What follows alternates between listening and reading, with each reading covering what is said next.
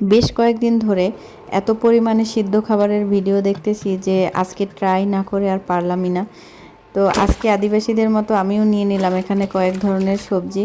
এগুলোকে আমি ভালো করে ধুয়ে ভাতের মধ্যে সিদ্ধ দিয়ে দেব। এমনিতে পানির মধ্যে সিদ্ধ দিয়ে খাচ্ছে সবাইকে দেখতেছি, কিন্তু আমার কাছে মনে হলো এটাকে ভাতের সাথে সিদ্ধ করলে এর টেস্টটা ভালো হতে পারে। তো এখানে আমি করলা, মৌসিম, বরবটি আর কাঁচা পেঁপে নিয়েছি। আর সেই বিখ্যাত ভর্তার জন্য নিয়েছি বেশ কয়েকটা কাঁচামরিচ, পেঁয়াজ, রসুন আর চিংড়ি মাছ।